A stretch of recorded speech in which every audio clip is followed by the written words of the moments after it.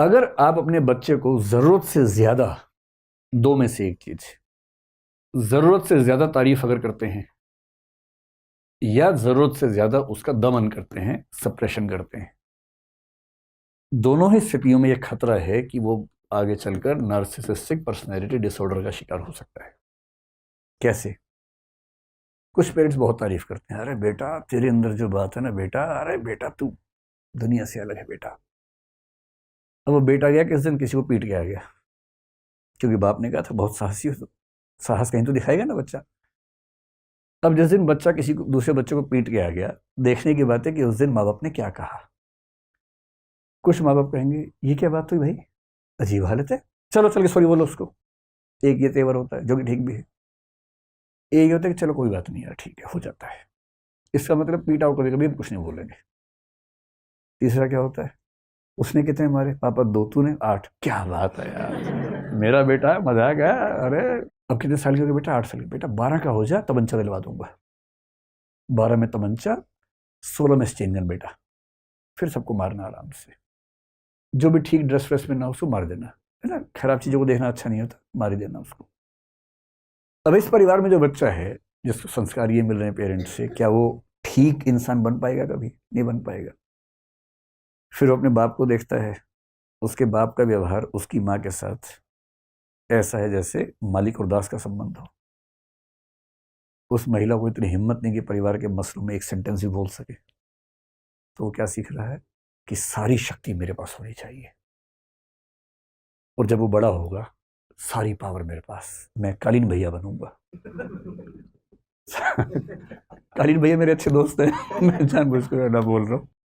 तो मैं कालीन भैया बनूंगा, सारी पावर मेरे पास होगी, इस पूरे इलाके में कोई सांस भी लेगा तो मुझसे पूछ के देगा, वरना गोली मार देंगे।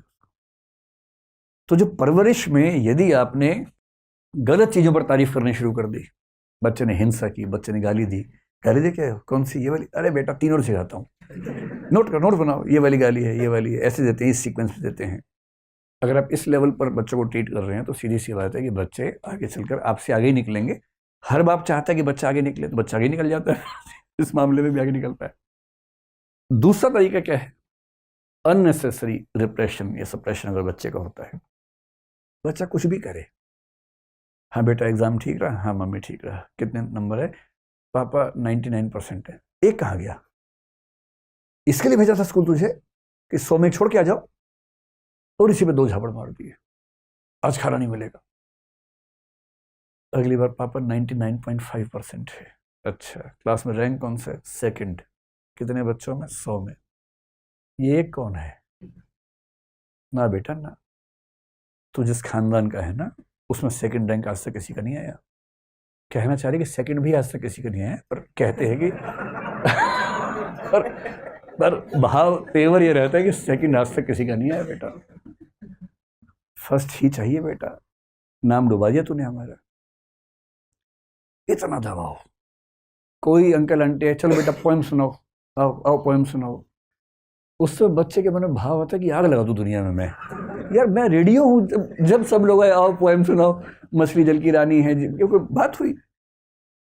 ये होता है बच्चों को एकदम साधन समझना, वस्तु समझना, ऑब्जेक्टिफाई करना। और ये बच्चा डरा हुआ है आपसे, इसलिए जी पापा जी मम्मी बोलता है, पर उसके मन में क्या आता है आपको अंदाजा नहीं है। विद्रोह का ज्वालामुखी भरता जा रहा है इसके अंदर, हर बात पे डांट खाता है, हर बात पे पिटता है, अच्छा काम करता है फिर भी पिटता है। और इस बच्चे को लेकर रिस्क है कि या तो कभी ये खुद को खत्म कर देगा, नहीं झेल पाएगा, और अगर झेल गया और सफल हो गया जिंदगी में तो इस रास्ते पर चला जाएगा, भीखू मात्रे बन जाएगा फिर ये कि पूरा बंबई मेरा है। इसलिए अगर आपके आसपास कोई ऐसा दृश्य दिखे जहां बच्चों की गलत हरकतों को महिमामंडित किया जा रहा हो, ग्लोरीफाई किया जा रहा हो, खतरनाक है। बच्चों को बड़ों से, दूसरे लोगों से तमीज से बात करना सिखाया जाए, ये बहुत ज़रूरी है। झुकना सिखाया जाए दूसरों के सामने, अपनी गलतियों पर शर्मिंदा होना सिखाया जाए, सॉरी बोलना सिखाया जाए, शेयर करना सिखाया जाए, और सबसे बड़ी बात फेलियर को आसानी से डाइजेस्ट करना सिखाया जाए।